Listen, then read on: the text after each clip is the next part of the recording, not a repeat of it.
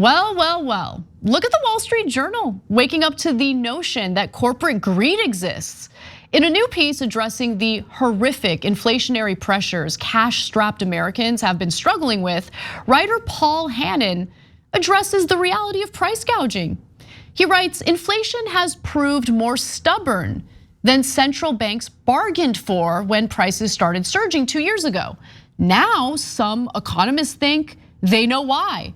Businesses are using a rare opportunity to boost their profit margins. Now they know why? Now? Like, you think this is new? Now, this is apparently a new concept for corporate media and legacy outlets. Hannon even says, there are signs that companies are doing more than covering their costs. According to economists at the ECB, businesses have been padding their profits. That, they said, was a bigger factor in fueling inflation during the second half of last year than rising wages were. I mean, all it takes is a quick listen to corporate earnings calls. The admissions by corporate executives are pretty candid because they have to be frank with their shareholders. They have to explain how they plan to provide a higher return on investment. After all, that's their fiduciary responsibility. Now, Jan-Philip Jenisch, who is the chief executive of construction materials maker Holcim, said on a recent earnings call, quote, "We are in that inflationary environment already for almost 2 years now. We have done the pricing in a very proactive way so that our results aren't suffering. On the contrary, they are improving the margins." That's a fancy way of saying we're price gouging the customers and we're increasing our profits by doing so. In fact, other companies have made similar admissions and they're even more frank. Last month, Procter & Gamble said it had boosted its profit margins in the first 3 months of the year, thanks in large part to higher prices. Food industry oligopolies also play a role. While Hannon writes that much of the surge in food prices stems from higher energy costs thanks to the war in Ukraine, he also concedes that corporations are exploiting the lack of competition to price gouge and pad their pockets.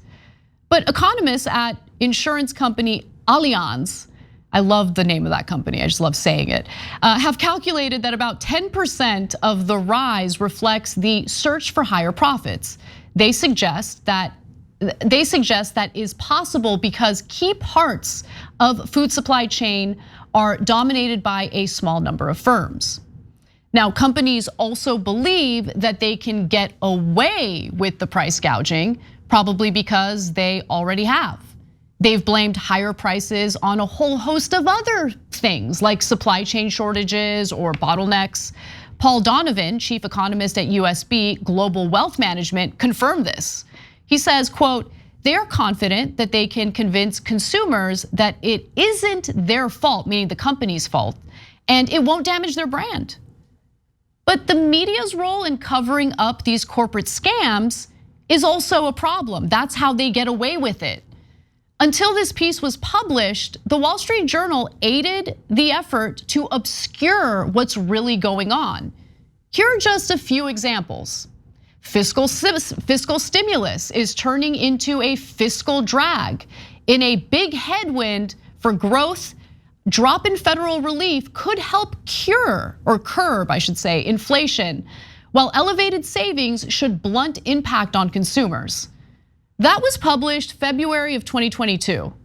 And this was a way of essentially telling everyone the government needs to stop financially assisting Americans during the pandemic because we believe that's causing the inflation.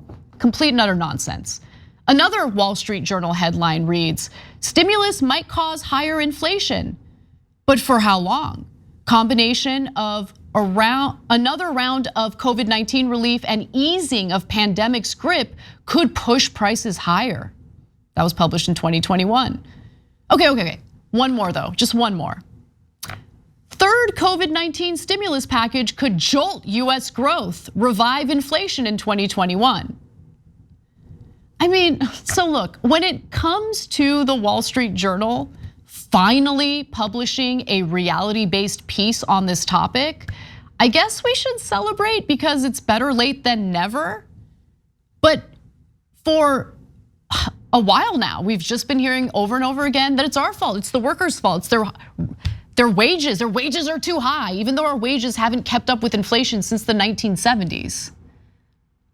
We've heard economists and people like Larry Summers urge the Biden administration to cut Americans off from the financial assistance that they so desperately needed and probably continue to need during a pandemic. And let's also be honest, after the pandemic, when inflation hurt ordinary workers the most. I mean, the fact that the Wall Street Journal is also reporting this as if it's a brand new finding is pretty infuriating. But it is known as the paper with the super conservative editorial board. And I would venture to say that some of the editors are probably leaning toward the right as well. God forbid workers make a little bit more money. God forbid the taxes we pay should go back to us, the American people, when we are dealing with financial uncertainty and a terrible economic situation. I mean, shouldn't we know better? That money is supposed to be funneled to defense contractors, to private companies in the form of government contracts. God forbid that money goes to us. It's just so sick. But hey, they at least saw the light in this one piece, and I guess they deserve a little bit of credit for that. Thanks for watching The Young Turks, really appreciate it. Another way to show support is through YouTube memberships. You'll get to interact with us more. There's live chat emojis, badges.